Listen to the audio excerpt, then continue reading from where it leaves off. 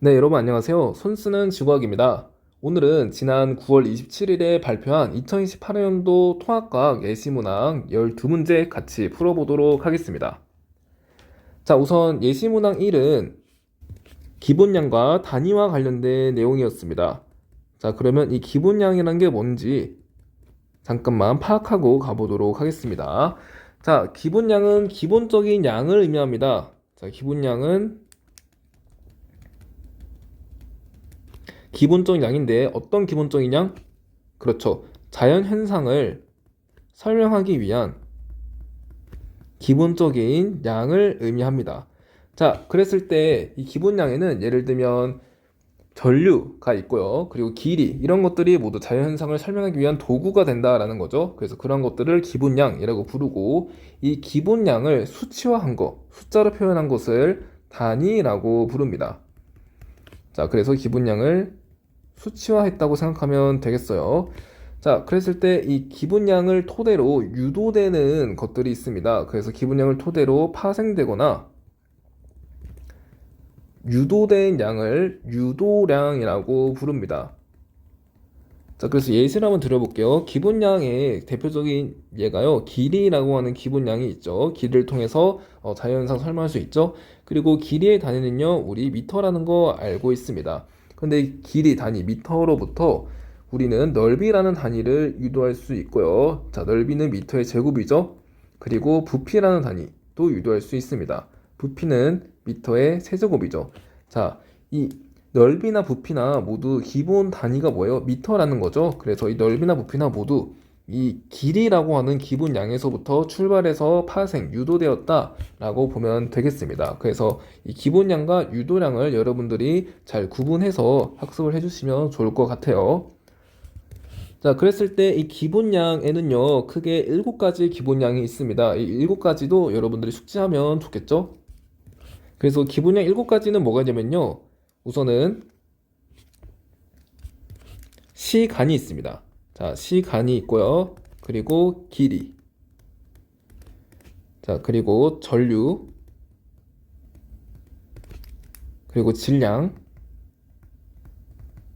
물질량. 그리고 광도. 온도. 그래서 이렇게 7가지는 여러분들이 학습해주면 좋을 것 같아요. 자, 시간에 해당되는 단위. 자, 시간에 해당되는 단위는요, 초이고요. 자, 모두 이 기본형의 단위는 SI 단위기를 사용합니다. 자, SI 단위기를 사용해요. 자, 그리고 길이에 해당되는 SI 단위, 기본적인 단위는 미터 사용하고, 전류는 암페어, 질량은 킬로그램. 자, 질량은 특이하게 그람이 아니라 킬로그램 사용한다는 점 학습해 주고요. 자, 물질량은 몰이라고 하는 단위 사용합니다. 자, 몰은 어떻게 보면은 입자의 개수라고 생각하면 되겠어요. 자, 광도는 칸델라라고 하는 단위 사용하고, 온도는 켈빈 사용합니다. 자, 그랬을 때 이거를 어떻게 보면 좋냐면, 저 같은 경우에는 뒷글자를 따서 간, 이, 유, 양, 도로 외우면 좀 좋더라고요. 그래서 간이유, 약간 간 느낌이죠. 사람 간이유, 양양, 도도, 약간 이렇게 하면 입에 붙더라고요. 그래서 이런 식으로 여러분들이 알맞은 암기 방법을 생각해주면 되겠습니다. 자, 그래서 기본량과 단위 이 정도로 정리해보고 문항 풀어보도록 하겠습니다. 다음은 지구, 동물세포, 리튬 원자에 대한 자료와 이에 대한 학생들의 대화이다 라고 했어요. 그래서 지구, 동물세포, 리튬 원자 이렇게 줬고 핵의 지름 이렇게 줬습니다. 핵의 지름 단위 미터죠. 자, 그랬을 때 학생 A부터 보겠습니다. 핵의 지름은 모두 길이에 해당하는 기본량으로 나타내 라고 했네요. 자, 핵의 지름 지금 단위가 미터임을 보아하니 그렇죠. 길이에 해당되는 기본량으로 표현됨을 알 수 있죠. 그래서 핵의 지름은 길이에 해당되는 기본량으로 이제 나타낼 수 있음을 알 수 있습니다. 그래서 학생 A는 맞는 학생 되겠고요.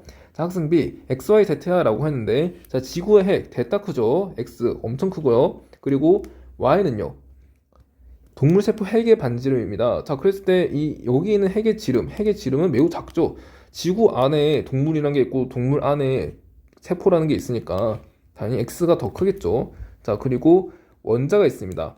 자, 이 원자에 있는 핵은요, 자, 애초에 세포가 원자로 이루어져 있으니까, 원자에 있는 이 핵은 매우 매우 작겠죠? 그래서 크기 비교 x, y, z 이렇게 해주면 되겠습니다. B도 맞는 설명이네요. 학생 C, 핵의 부피는 핵의 지름과 같은 단위로 표현돼 라고 했습니다. 자, 그랬을 때 우리는 핵의 지름, 기분량, 길이로 표현된다라는 거 파악했죠. 길이로 표현할 수 있었고 길이의 단위 미터입니다. 그랬을 때 부피는요, 여러분? 부피는 단위가 어떻게 돼요? 맞아요. 미터 3승이죠. 미터 3승이고 길이로부터 유도된 단위가 되겠습니다. 자, 그러면 이 부피는 뭐라고 표현할 수 있어요? 길이의 유도량이라고 표현할 수 있겠죠. 자, 그렇기 때문에 길이의 유도량이니까 부피와 길이의 단위는 서로 같지 않겠습니다. 미터로부터 유도한 거잖아요. 그러니까 이 길이와 부피의 단위가 같지는 않겠죠. 그래서 같은 단위 표현인데 이거는 틀린 설명이 되겠습니다. 답은 3번으로 처리해주면 되겠어요. 자, 이렇게 정리하고 다음 예시문항 2번으로 가보도록 하겠습니다. 자, 예시문항 2는 스펙트럼 분석과 관련된 내용이었어요. 자, 스펙트럼 분석과 관련된 내용인데요. 스펙트럼은 크게 두 가지로 구분합니다. 우선 연속 스펙트럼. 자, 스펙트럼 상에서 흡수해서 흡선이 나타나 있지 않고 연속적으로 나타나는 그러한 스펙트럼을 연속 스펙트럼이라고 하죠. 자, 그리고 선 스펙트럼 이렇게 구분할 수 있겠습니다. 선 스펙트럼은 다시 두 가지로 구분할 수 있는데 우선 방출선이 나타나는 방출 스펙트럼이 있고요. 그리고 흡수선이 나타나는 흡수 스펙트럼 이렇게 구분할 수 있겠습니다. 자, 이 문항은 스펙트럼 중에서도 이 선 스펙트럼의 특징을 알고 있어야지 풀 수 있는 문항이 되겠어요. 그래서 선 스펙트럼의 특징 두 가지 한번 파악해 보도록 하겠습니다. 자, 선 스펙트럼의 특징입니다. 자, 선 스펙트럼은 두 가지의 특징이 있는데 우선 첫 번째,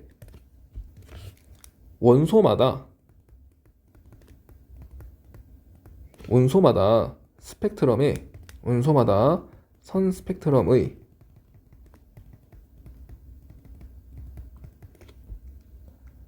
선의 위치나 그리고 간격 그리고 두께가 다르다라는 거죠. 자, 그래서 원소들의 스펙트럼을 분석했을 때요, 원소들마다 이런 선 스펙트럼에서 선의 위치, 간격, 두께가 모두 다르기 때문에 이 스펙트럼을 다른 말로 원소의 지문이라고도 하죠. 지문이 모두 사람마다 다르듯이 원소도 나타나는 이 스펙트럼이 모두 다르게 나타납니다. 그래서 이걸 통해서 원소들의 종류를 알 수 있어요. 특히 이 위치, 간격, 두께가 다르다 했잖아요. 이것들 중에서 위치와 간격을 통해서 우리가 원소의 종류를 파악할 수 있고요. 그리고 이 선의 두께가 달라지는 이유는 원소의 양이 다르기 때문입니다. 양이 많을수록 어떻게 보면 두께가 좀 두꺼워진다라고 생각하면 되겠어요. 자, 그리고 두 번째 특징이 있습니다. 자, 두 번째는요, 같은 원소라면 자, 선 스펙트럼에서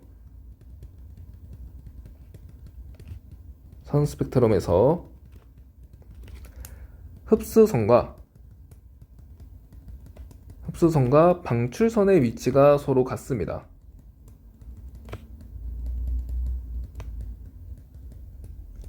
자, 그래서 같은 원소면은 선 스펙트럼에서 흡수선과 방출선의 위치가 서로 일치해요. 그래서 이러한 원리를 뭐라고 부르냐? 이러한 원리를요, 키르히호프의 법칙이라고 부릅니다.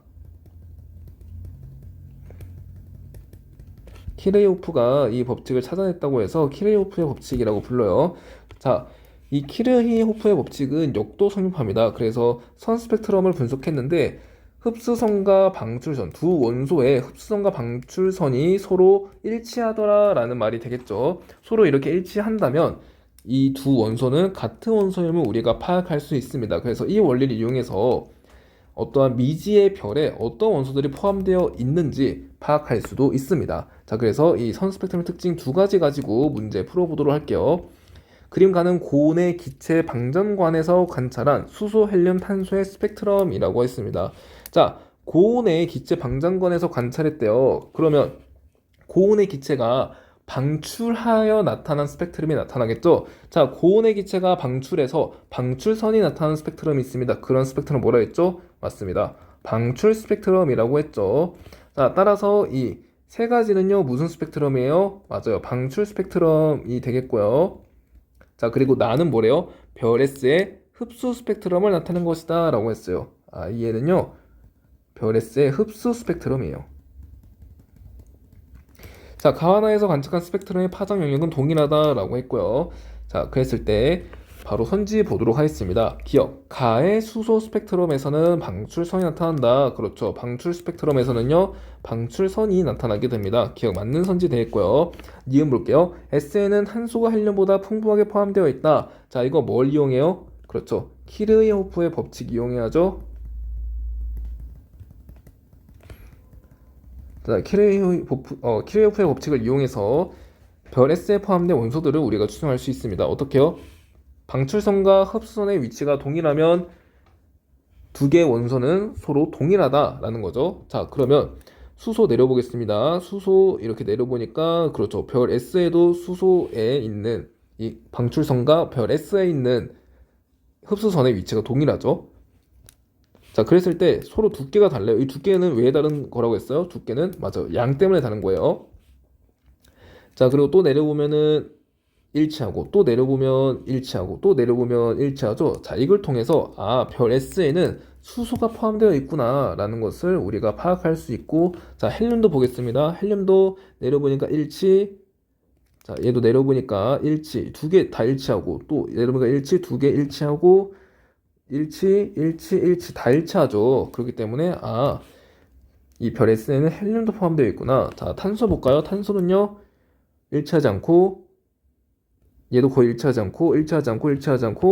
않죠. 그래서 탄소는 거의 포함되어 있지 않음을 우리가 파악할 수 있죠. 자, 그래서 니은 S에는 탄소가 헬륨보다 풍부하게 포함되어 있어라고 물어봤는데 탄소 거의 없잖아요. 그러니까 니은은 틀린 선지가 되겠죠. 자, 디귿 S에 포함된 헬륨은 모두 별 내부의 핵융합 반응으로 생성되었다라고 했네요. 자, 헬륨은 어떻게 만들어질 수 있습니까? 자, 헬륨은 크게 두 가지 방식으로 만들어질 수 있죠. 첫 번째, 수소 핵융합 반응. 자, 수소 핵융합 반응으로 헬륨이 만들어질 수 있습니다. 헬륨 원자액이 만들어질 수 있는데 어떻게 만들어질 수 있어요? 맞아요. 4개의 수소 원자액, 4개의 양성제가 모여서 하나의 헬륨 원자액을 형성하는 반응이었죠. 하지만 헬륨 원자액은 이것 말고도 또 만들어질 수 있습니다. 뭘로 만들어질 수 있어요? 맞아요. 빅뱅 핵 합성으로 만들어질 수 있어요.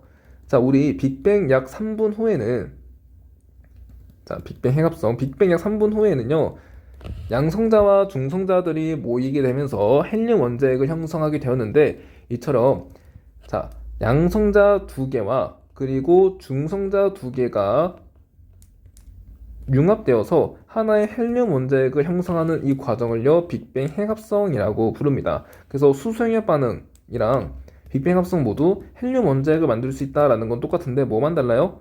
맞아요. 그 과정이 약간 다르죠. 수소핵융합 반응은 4개의 양성자가 결합해서 만들어지게 되고, 빅뱅 합성은 2개의 양성자, 2개의 중성자가 결합해서 만들어진다라는 게 좀 다르죠. 어쨌든 수소핵융합 반응에서 별 내부에서 일어나는 수소핵융합 반응에 의해서도 헬륨 원자핵이 만들어질 수 있고, 그리고 빅뱅 약 3분 후에 일어났었던 빅뱅 핵합성에 의해서도 헬륨 원자핵이 만들어질 수 있습니다. 그러니까 S에 포함된 헬륨은 비단 수소핵융합 반응에 의해서 만들어진 헬륨뿐만 아니라 기존의 빅뱅 핵합성에 의해서 만들어진 헬륨이라는 원소도 같이 포함하고 있었다라는 얘기가 되겠죠. 그래서 S에 포함된 헬륨은 모두 별 내부의 핵융합 반응으로 인해 생성된 것은 아니라는 거죠. 그래서 답 1번으로 처리해주면 되겠습니다. 그래서 예시문항 2는 여기서 마무리하고요. 예시문항 3번으로 가보도록 하겠습니다. 자, 예시문항 3번은요, 중력 시스템과 관련된 내용이 되겠습니다. 그래서 중력 시스템은요, 중력과 상호작용하는 체계를 말한다라는 거죠. 자, 그래서 중력 시스템은 이게 중요합니다. 자, 이 실험 과정에서 하나는 A를 아래쪽으로 계속 던지고요. B는요, 이런 식으로 포물선의 형태로 이렇게 던지게 되는데요. 자, B를 던질 때 B의 연직 방향으로는요, 중력에 의해서 무슨 운동을 해요? 맞아요.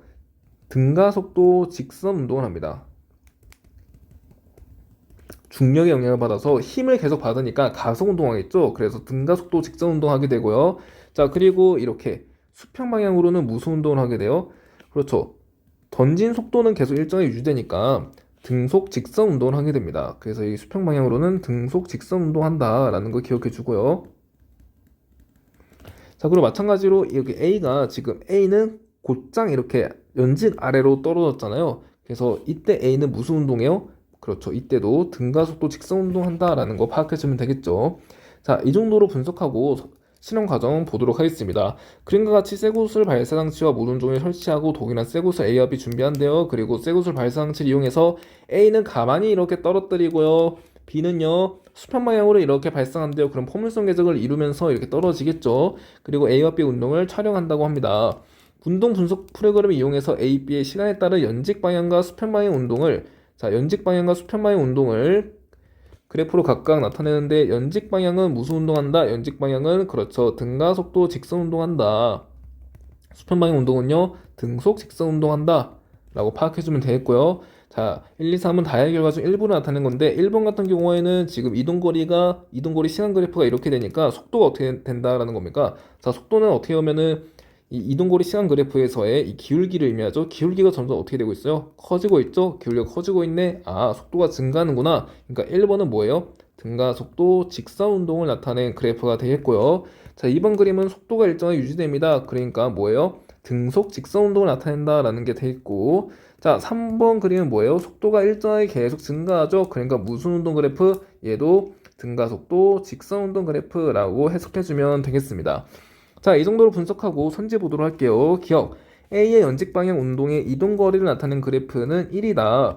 자, A의 연직 운동. 자, 연직 운동 방향. 등가 속도 직선 운동을 한다라는 거죠. 그러니까 A 연직 운동 이동 거리를 나타낸 그래프는 1이다 하는 것은 맞는 선지 되겠습니다. 자, B 이음 볼게요. B의 수평 방향 운동의 속력을 나타낸 거. B의 수평 방향 무슨 운동 한다고요? 등속 직선 운동. 그러니까 2번이 되겠죠.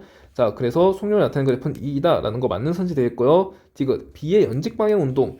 자, B의 연직 방향 운동은 등가속도 직선 운동합니다. 그러니까 그 그래프 등가속도 1과 3이 되겠죠. 자, 따라서 디귿도 맞는 선지 답 5번으로 처리해주면 되겠습니다. 그래서 3번도 이렇게 마무리하고요. 예시문항 4번으로 가보도록 하겠습니다. 자, 예시문항 4번은 전자기 유도와 관련된 내용이 되겠습니다. 자, 전자기 유도는 뭐예요? 그렇죠. 자석을 움직일 때, 자석을 코일 주변에서 움직일 때, 코일 주변에서 자석을 움직일 때, 코일에 자기장이 발생해서 전류가 흐른다라는 거죠. 그래서 전류가 유도되는 거. 그래서 자석을 코일 주변에서 움직여서 이 자석 주변에 자기력 선속, 그러니까 자기장이 변하게 됩니다. 자기력 선속은 여기 자석에서 나오는 자기력 선의 밀도라고 생각하면 되겠어요. 자기력 선이 얼마나 밀집되어 있는지. 자, 그런 자기력 선 속이 변하면서 자기장이 여기서 변하게 됩니다. 그래서 자기장이 변하면서 전류가 만들어지게 되죠. 그래서 전류를 유도한다 해서 전자기 유도라고 합니다. 자, 그래서 자석을 이렇게 계속해서 가까이 오게 되면은 여기에 있는 전자들이, 자 보세요, 전자들은 여러분 마이너스 선을 띠고 있죠. 자석도 어떻게 보면은 극을 띠고 있다라고 생각하면 되겠습니다. 이렇게 극을 띠고 있는 물체가 계속해서 가까이 오니까 이 마이너스 극을 띠고 있는 전자들이 막 이렇게 움직이게 된다는 거죠. 여러분, 전자가 이동하면 뭐가 발생해요? 그렇죠, 전류가 발생하죠. 그래서 이 자석을, 막대 자석을 가까이 가져가거나 멀리 떨어뜨리게 되면 전자가 코일에서 이동하면서 전류가 흐르게 된다라는 겁니다. 그래서 이렇게 자석의 이동에 의해서 전류가 유도된다라는 게 전자기 유도 법칙이죠. 자, 그랬을 때 실험 과정 바로 보도록 하겠습니다. 자, 그림과 같이 코일에 검류계를 연결한다. 검류계는 전류를 측정하는 장치예요. 자, 자석의 N극을 아래로 하고 코일로부터 높이 H에서 코일의 중심 축을 따라 자석을 가만히 놓는다 라고 했어요. 자석을 가만히 놓으면 자석이 점점 다가오겠죠. 자석의 N극이 P점을 지나는 순간 검류계 바늘이 움직이는 방향을 관찰한대요. 자, 그리고 자석의 S극이 Q점을 지나는 순간 검류계 바늘이 움직이는 방향을 관찰한다라고 하네요. 자, 그랬을 때 다의 결과, 그러니까 P점을 지나는 순간이네요. 자, P점 지나는 순간 검류계의 바늘이 양의 방향을 향합니다. 자, 그러니까 자, 이렇게 코일이 있는데요. 자, 지금 N극이 다가오고 있어요. 자, N극이 다가오고 있어요. 그러면 코일은요, 전자기 유도 법칙에 의해서 코일에 자기장이 발생하게 되는데, 그러니까 자기장이 변하게 되는데 어떻게 변해요? 이 자석을 밀어내는 방향으로 변한다 했죠. 그래서 위에는 N극, 아래는 S극이 유도됩니다. 그렇게 해서 전류가 흐르게 되는데 그 전류의 방향이 양의 값이라는 거예요. 이때는 양의 전류가 흘러요. 자, 그런데 이제는 코일이 이렇게 했는데요. 코일이 이렇게 했는데, 자, 여기 S극이 통과한다 했죠? S극이 이렇게 통과해서 멀어진다 했죠? 자, S극이 멀어져요. 자, 봅시다. 자, 여기 S극이 이렇게 멀어지고 있습니다. 그러면 이렇게 자석이 멀어질 때는 반대로 끌어당기는 방향으로 자기장이 변한다고 했죠? 자, 끌어당기는 방향으로 변해야 되니까 아래쪽이 N극, 위쪽이 S극으로 변함을 우리가 알 수 있습니다. 자, 이때는요, 전류가 어떻게 될까요? 얘랑은 반대로 흐르겠죠? 그러니까 검류계의 마이너스 방향으로 전류가 측정이 될 것임을 우리가 파악할 수 있습니다. 자, 그랬을 때 선지 보도록 할게요. 기억. 자석이 코일을 통과하는 과정에서 역학적 에너지 일부가 전기 에너지로 전환된다 라고 했어요. 자, 역학적 에너지는요, 운동 에너지와 위치 에너지가 포함되어 있죠. 그랬을 때, 자, 지금 자석이 지금 다가오는데 지금 이렇게 밀어내는 힘을 작용하니까 자석의 속도가 느려질 것입니다. 그러니까 이 운동 에너지의 속도가 포함되어 있죠. 운동 에너지가 감소한다라는 거죠. 그래서 역학적 에너지 자체가 이렇게 줄어들게 됩니다. 그래서 역학적 에너지의 일부가 지금 전기 에너지로 전환되고 있다는 얘기가 되겠죠. 코일에 전류가 흐르니까. 그래서 기억은 맞는 선지가 되겠고요. 자, 니은 볼게요. H가 클수록 다해서 검유계 바늘이 플러스 방향으로 더 많이 움직인다. 자, H가 클수록 떨어뜨릴 때 이 P에서의 속도가 어떻게 되겠어요? P에서의 속도. H가 이렇게 클수록 P에서의 속도는요, 그렇죠, 더 빨라지게 되겠죠. 더 높은 곳에 떨어뜨리면 P에서 자석은 더 빠른 속도로 떨어지게 됩니다. 자, 자석이 더 빠른 속도로 다가오니까 전자들이 더 빨리 도망치겠죠. 그러니까 전류가 더 많이 흐를 거고 플러스 방향으로 검류계가 더 많이 이렇게 움직이게 된다라는 거죠. 그래서 니은은 맞는 선지 되겠고요. D급 볼게요. 라에서 검류계 바늘은 플러스 방향으로 움직인다. 라에서 검류계 바늘은 어디로 움직여요? 마이너스 방향으로 움직인다 했죠? D급은 틀린 선지. 답 3번으로 처리해주면 되겠습니다. 자, 이렇게 4번 문항도 마무리하고 예시문항 5로 가보도록 하겠습니다. 자, 예시문항 5는 산화와 환원 문제가 되겠습니다. 자, 산화 환원과 관련된 문항이 되겠어요. 자, 그랬을 때 산화 환원의 정의를 잠깐 파악하고 가봅시다. 자, 산화는 뭐예요? 산화? 그렇죠. 산화는 산소가 결합하거나, 자, 혹은 전자를 잃는 반응을 산화 반응이라 하고, 환원은 뭐예요? 반대 과정이죠. 산소를 잃거나 아니면 전자를 얻는 이 반응을 환원 반응이라고 합니다. 그래서 산화 환원 반응 정의 파악해 주시고요.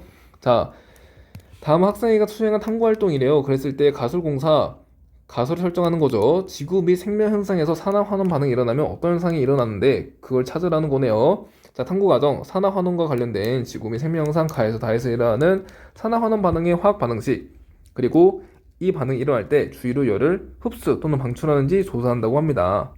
아, 그러면 아마 이 가설 기억에는 열을 흡수하는지 방출하는지가 뭔가 여기에 들어갈 것 같아요.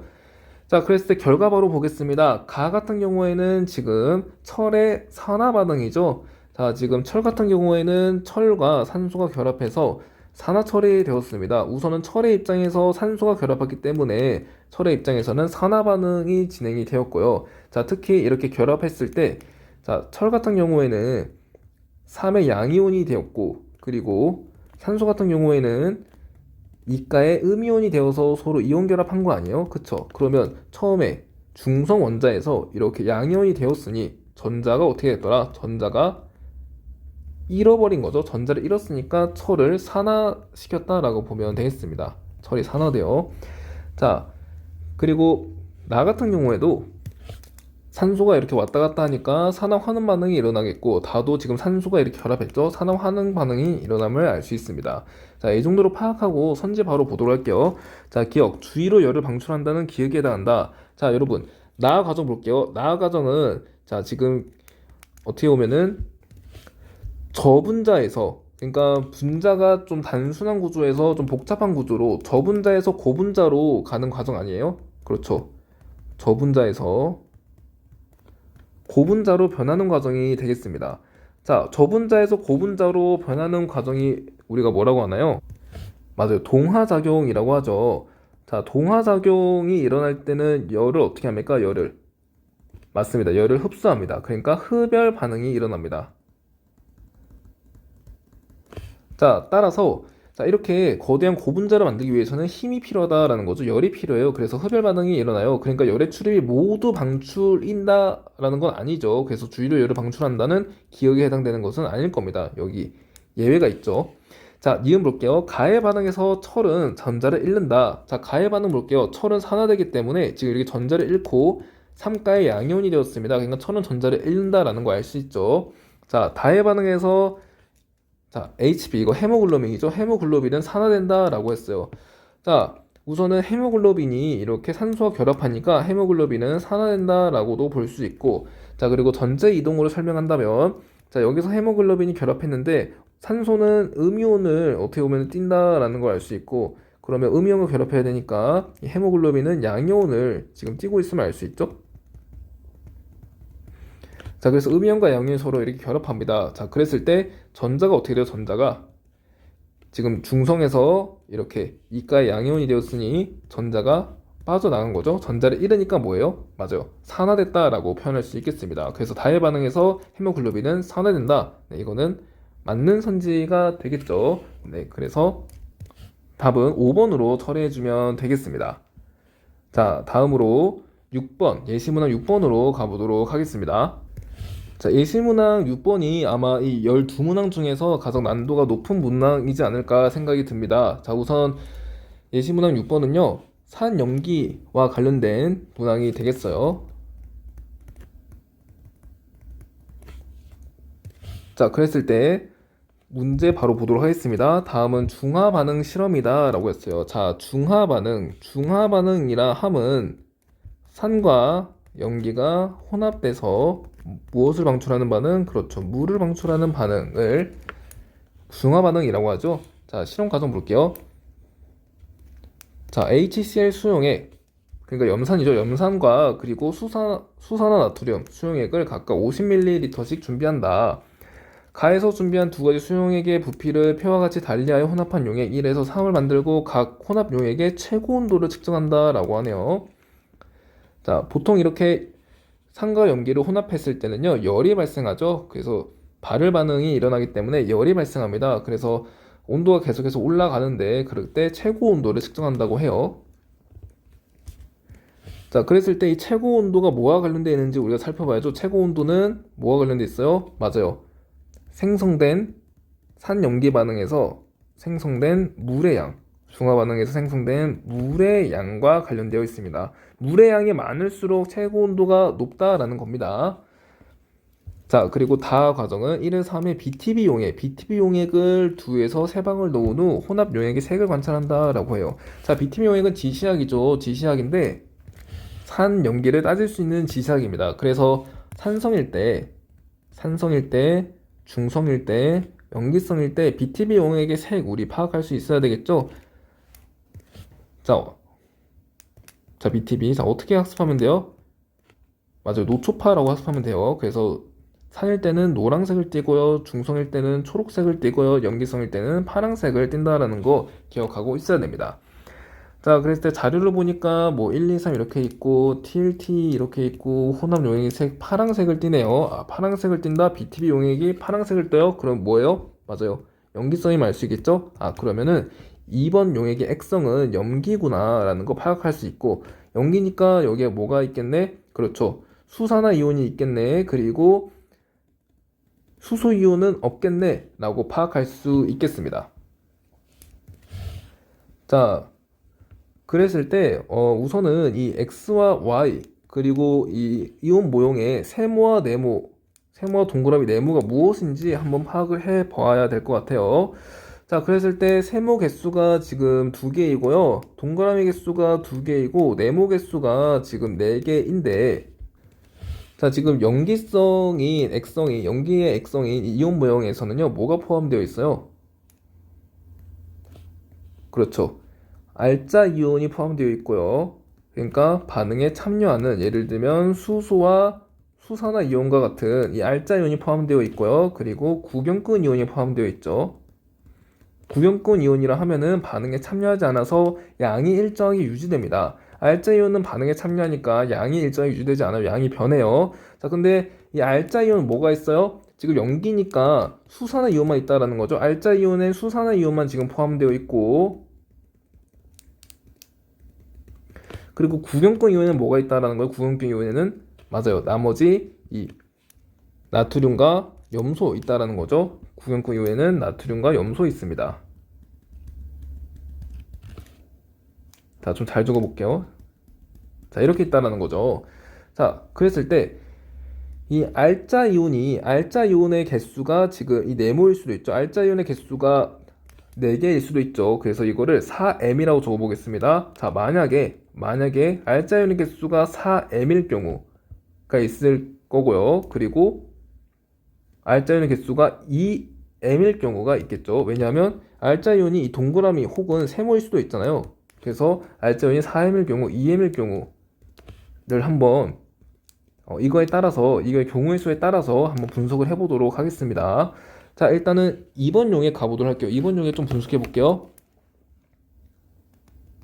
자, 2번 용액입니다. 2번 용액에는 HCl 그리고 NaOH가 있는데 자, HCl 적어주고요. HCl과 그리고 NaOH 수산화 나트륨을 이렇게 섞는다라고 해요. 자, 이렇게 섞었더니 결과가 어때요? 결과값이. 자, 섞었더니 결과값이 어떻습니까? 이렇다라는 거죠. 자, 그랬을 때 만약에 알자 이온, 수산화 이온이 4개라면 어떻게 되는지 한번 살펴보도록 하겠습니다. 자, 일단은 HCl 몇 밀리 넣었어요? 10ml. 그리고 NaOH도 10ml 넣었죠? 그래서 양변에 이렇게 10씩 넣었다고 표시를 해주고요.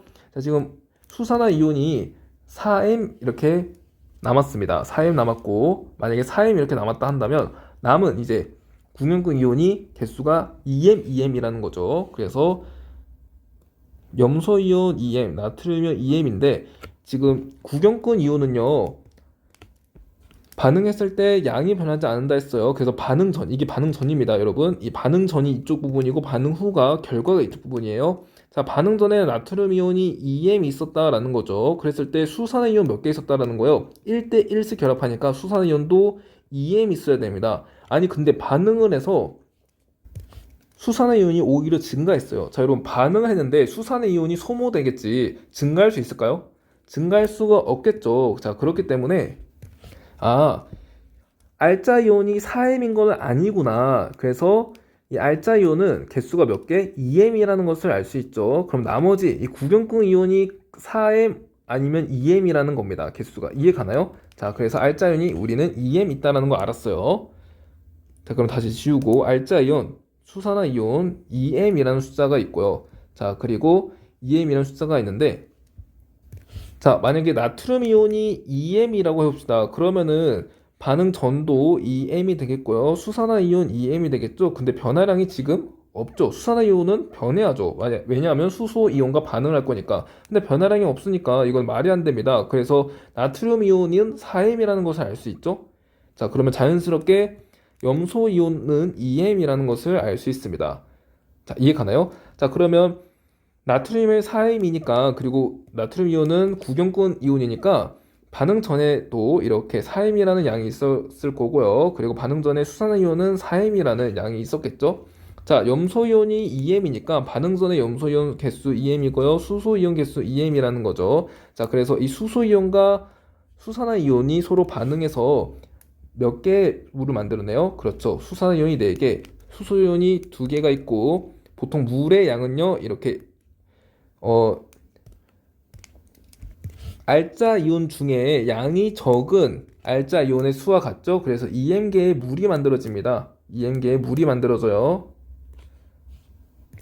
자, 그래서 우리가 이 2번에서 알 수 있는 거는 10ml의 염산은 이렇게 수소이온 2M, 염소이온 2M이 포함되어 있고 10ml에 나트륨이온 4M, 염소이온 4M이 포함되어 있구나라는 농도를 우리가 파악할 수 있었습니다.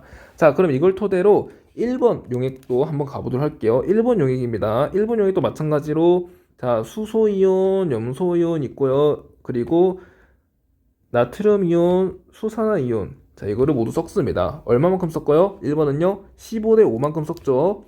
자, 여기가 15ml만큼 섞고 5만큼 섞습니다.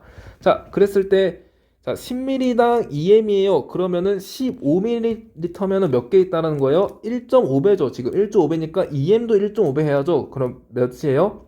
3m이죠. 3m이 있고요. 여기도 3m이 있다는 거 알 수 있고, 자, 그리고 여기는 5입니다. 2분의 1이 됐죠? 그러니까 4m의 2분의 1인 2m이 있습니다. 여기 2m이 있다는 거 알 수 있죠? 혼합해 보겠습니다.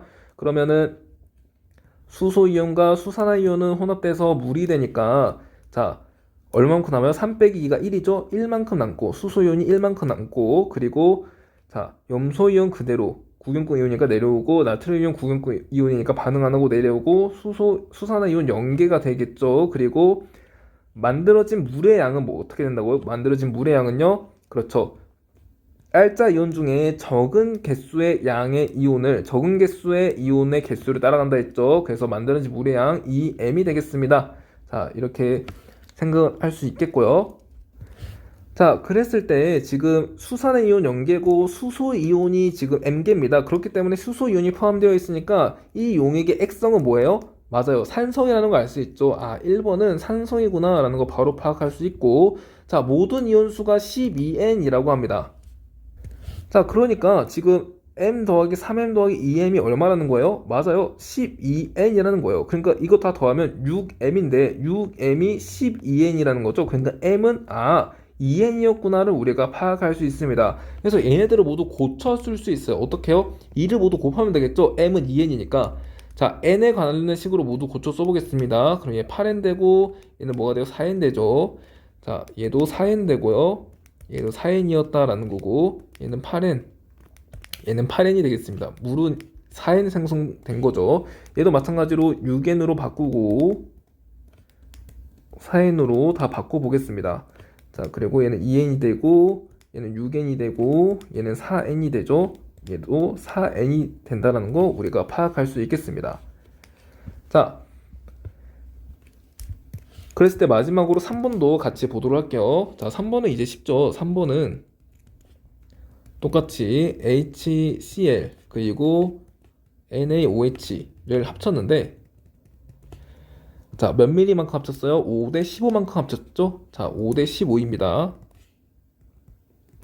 자, 그러면 지금 10ml에서 절반 감소했죠? 절반 감소했으면 2n이 되고요. 그렇죠? 4n에서도 절반 감소하니까 2n이 되고 자, 또 10에서 15로 1.5배 증가했죠? 그러니까 8n에서 1.5 곱하면 얼마예요? 8n에서 1.5 곱하면 12인가요? 얘는 12n이고 얘도 12n이 된다는 거 우리가 알 수 있네요. 자, 그랬을 때 얘네들 중화 반응 해보겠습니다. 그러면 2n과 12n이 만나면 이 수산화이온이 2n과 결합하니까 2n을 빼면 되겠죠? 수산화이온 10개 남고 그리고 구연구 이온은 그대로 따라 내려오면 되겠습니다. 수소이온 0개죠? 그랬을 때 생성된 물의 양은 몇이에요? 자, 알짜 이온 중에 적은 양의 알짜 이온의 개수를 따른다 했죠. 물의 양은. 그래서 2n이 되겠습니다. 자, 그러면은 지금 수산화이온이 있으니까 이거는 이 3용액의 액성은 뭐예요? 맞아요. 염기성이에요. 3번은 염기구나 라는 것까지 파악을 했습니다. 그리고 우리가 모든 이온수 다 파악할 수 있죠. 2번 용액의 모든 이온수는요 4 더하기 8 더하기 4니까 16n이고요. 자, 3번은요 2 더하기 12 더하기 10이니까 얼마예요? 24n이라는 거 파악할 수 있겠습니다.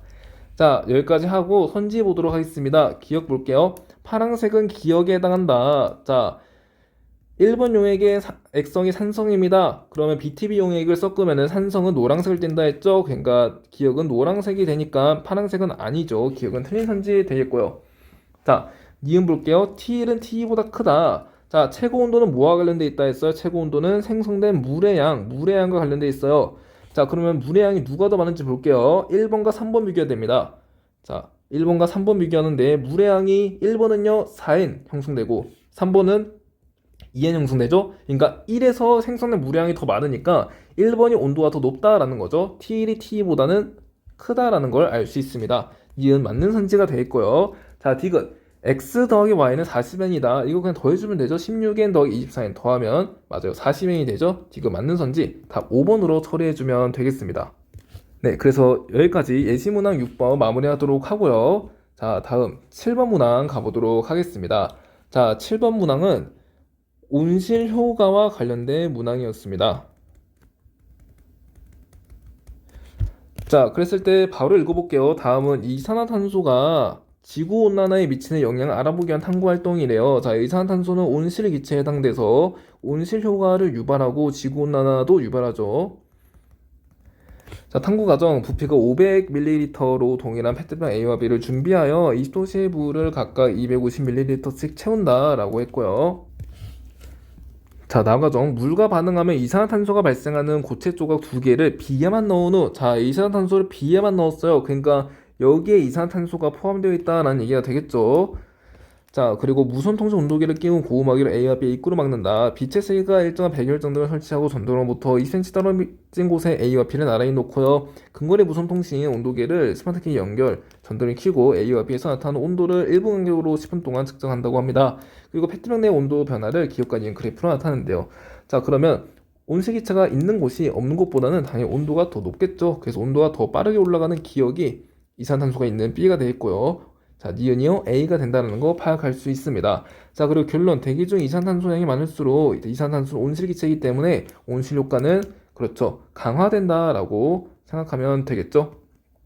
자, 이 정도로 파악하고 선지 보도록 하겠습니다. 기억, 페트병 B의 온도 변화를 나타내는 것은 기억이다. B는 기억이죠. 맞는 선지. 자, 니은, 강화는 가에 해당한다. 강화, 가에 해당되죠. 자, 디귿, 대기 중 이산탄소의 양이 현재보다 많아지면, 그러니까 온실기체의 양이 현재보다 많아진대요. 많아지면은 지구는 더 높은 온도에서 복사 평형에 도달할 것이다. 자, 지금 탐구 결과를 보면은 온실기체가 A보다 B에서 많은데 더 많을 때 지금 복사평형 온도가 더 높죠. 복사평형은 온도가 올라가다가 이렇게 일정해지는 그 온도를 말하는 거죠. 복사평형 온도는. 자, 그래서 복사평형 온도가 더 높아진다는 걸 파악할 수 있습니다. 자, 그렇기 때문에 이것도 맞는 선지 되어 있고요. 답 5번으로 처리해주면 되겠습니다. 자, 다음 예시문항 8번으로 가보도록 할게요. 자, 예시문항 8은 에너지 효율과 관련된 문항이었습니다. 자, 그럼 에너지 효율 어떻게 계산하는지 잠깐만 보고 가도록 하죠. 자, 에너지 효율입니다. 에너지 효율은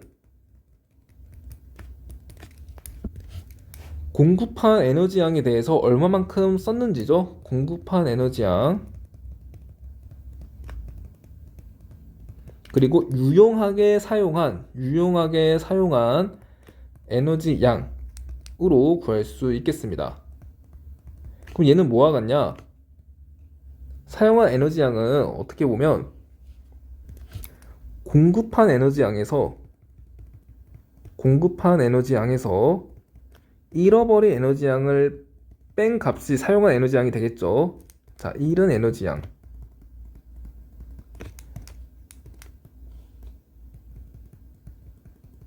자, 그러면 얘 어떻게 계산해요?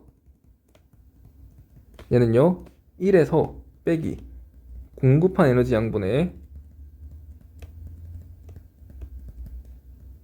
잃은 에너지 양으로 계산할 수 있다라는 거 우리가 파악할 수 있죠. 자, 이 정도로 파악하고요. 문항 보도록 하겠습니다. 자, 그림은 에너지 전환을 주제로 한 발표 자료에 대해 학생 ABC가 대화하는 모습을 나타낸 것이다. 내연기관 자동차와 전기자동차 에너지 전환, 내연기관에서 사용하는 화석연료에는 모두 탄소가 포함된다라고 하네요. 그리고 내연기관 자동차에 공급받은 연료의 에너지가 102, 전기자동차가 공급받은 에너지가 25E일 때 에너지 전환이라고 합니다. 이걸 통해서 우리는 에너지 효율을 구할 수 있습니다. 에너지 효율을 어떻게 구한다고요? 공급한 에너지 양분의 사용한 에너지 양이죠. 그러니까 에너지 효율은요 내연기관 자동차는 100분의 20 정도가 되겠고요.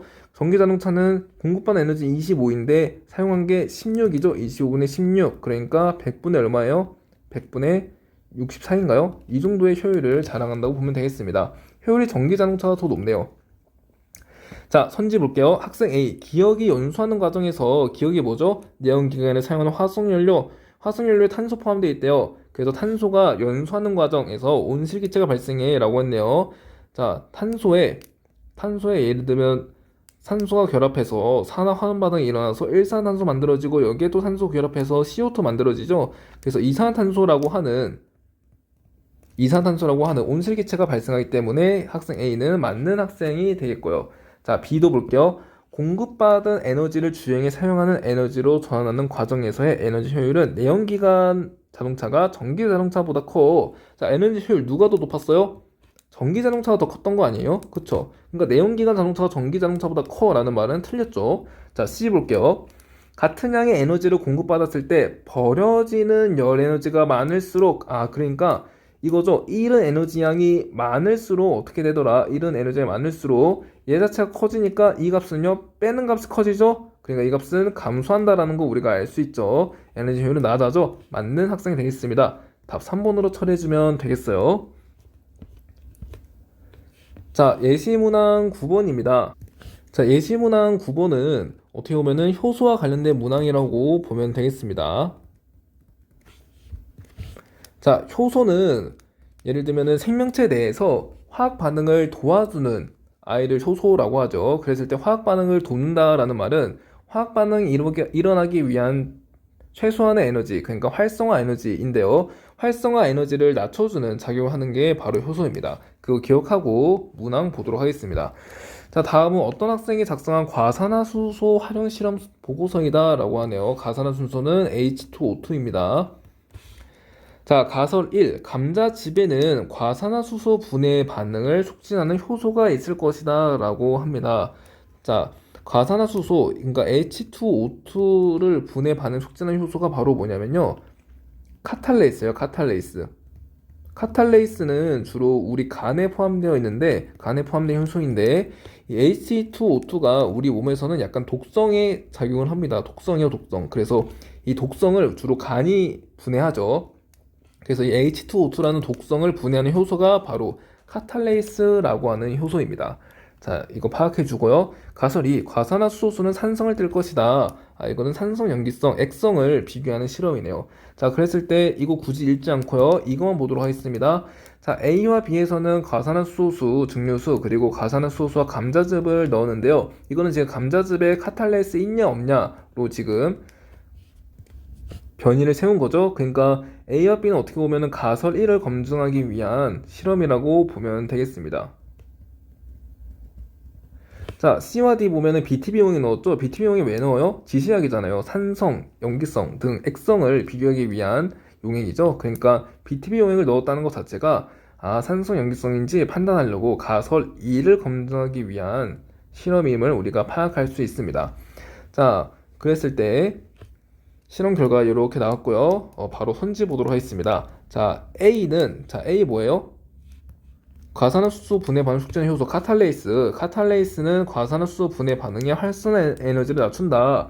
자, 카탈레이스는 효소입니다. 효소의 정의죠. 활성화 에너지를 낮춰서 화학 결합을 도와주는 물질입니다. 그러니까 기억은 맞는 선지 되겠고요. 자, 니은 볼게요. 과산화수소 분해로 생성된 산소는 공유결합 물질이다.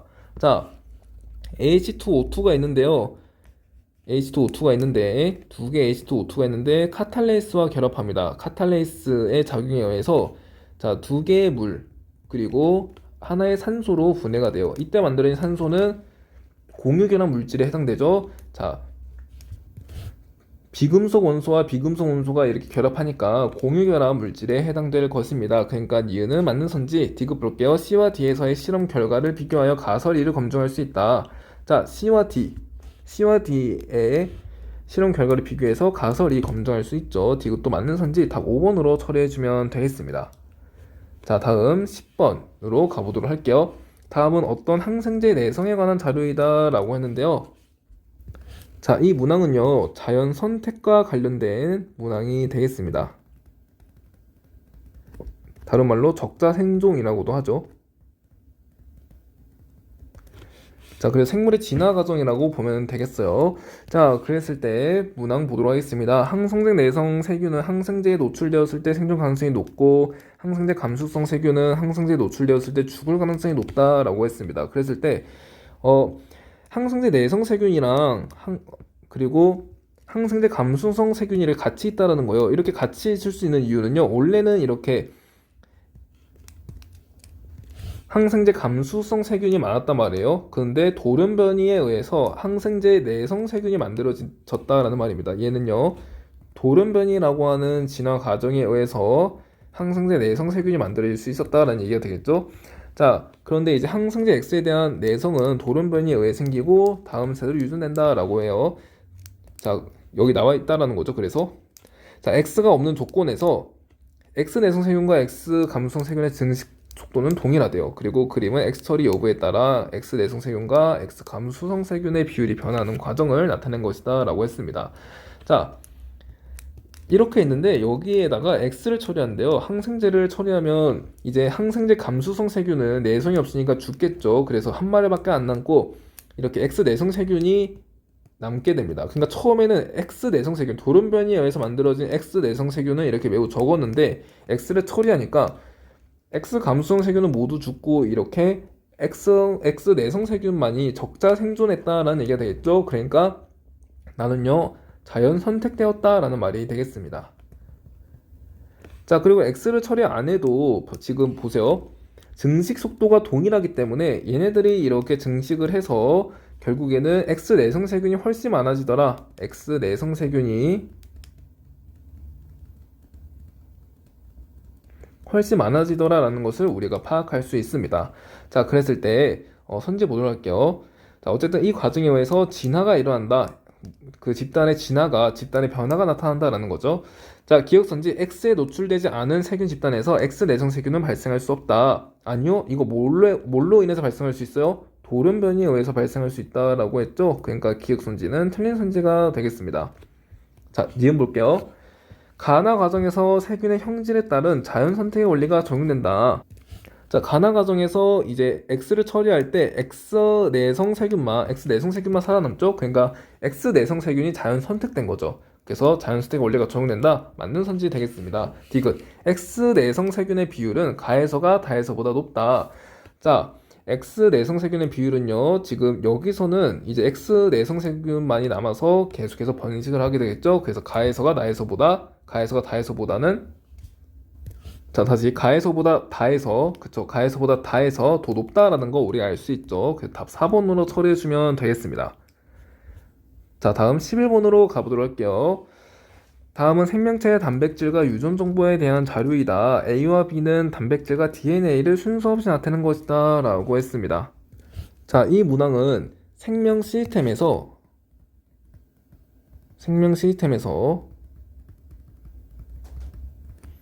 유전 정보의 흐름과 관련된 문항임을 우리가 알 수 있죠.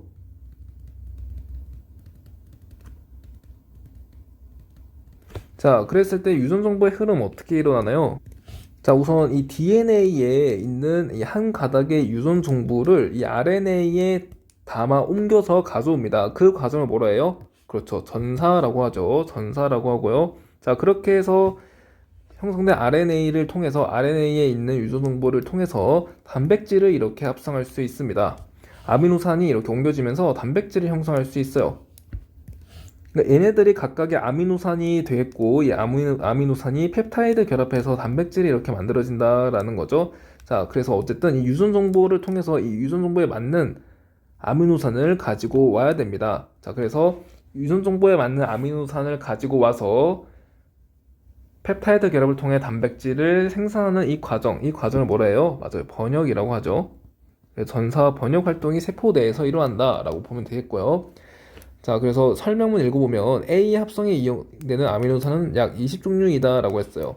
A를 구성하는 아미노산의 종류와 결합 순서는 B에 있는 유전 정보에 의해서 결정되는데, 자, B에서 연속된 두 개의 염기가 한 개의 아미노산에 대한 정보를 갖는다면, 그러니까 두 개의 염기가 한 개의 아미노산 결정한다면 16종류 아미노산 지정할 수 있고, 세 개의 염기가 한 개의 아미노산에 대한 정보 갖는다면 64종류의 아미노산 지정할 수 있다라고 합니다.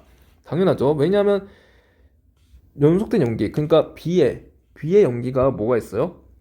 자, 일단 A, B가 뭔지 찾아야겠네요. 자, A의 합성, 단백질 합성이죠. A는 단백질이에요. A는 단백질이고, 단백질을 구성하는 아미노산이 있는 거죠. 그랬을 때 B에 있는 유전정보라고 하니까 유전정보가 B에 있다라는 거죠. 그러니까 핵산, 즉 DNA가 되겠습니다.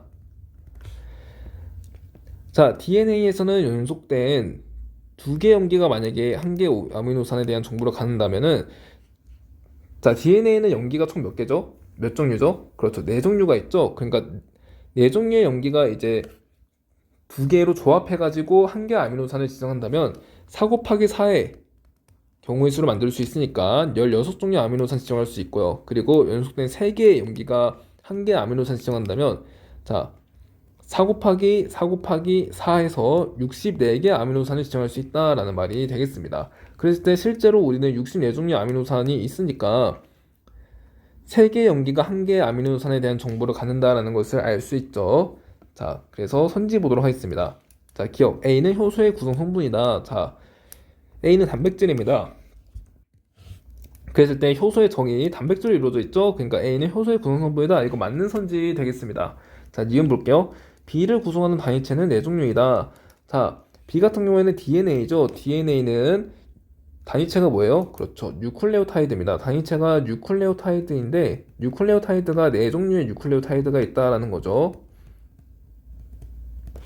자, 어떻게 구성되어 있어요? 인산, 그리고 그리고 염기인, 아데닌, 그리고 또는 구아닌, 또는 사이토신, 또는 티아민, 이렇게 구성되어 있다라는 거죠. 그래서 B를 구성한 단위체의 총 4종류가 되겠습니다. 자, 그래서 지금 맞는 선지고요. 자, 디귿. B에서 연속된 2개의 염기가 한 개의 아미노산을 지정한다. 자, DNA에서 연속된 2개의 염기가 한 개의 아미노산을 지정합니까? 아니요. 3개의 염기죠. 그래서 이거를 트리플렛 코드라고 하죠.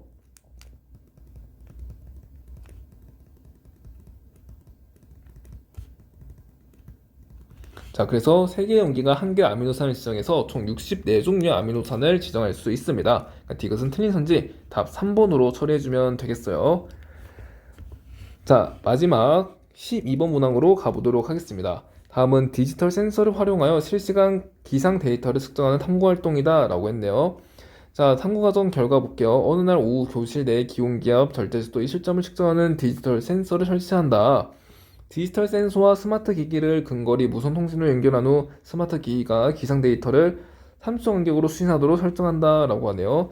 자, 그리고 스마트 기기에 기록된 자료 1의 기상 데이터를 활용해서 자료 2와 같이 어떤 걸 하고, 그리고 자료의 경향성을 해석한다라고 해요. 자, 이거는 ABC 굳이 분석할 필요 없이 바로 선지로 가도 될 것 같습니다. 자, 기억, 그래프로 변하는 기억에 해당한다. 자, 그래프로 변환. 자, 이게 그래프의 변환이 되겠죠? 그러니까 이거는 맞는 선지 되겠고요. 자, 니은 볼게요. A에서 D 중 이슬점 그래프는 C다. 자, 이거는 표를 통해서 그래프로 변환한 거니까 이 표의 자료들을 보면 되겠습니다.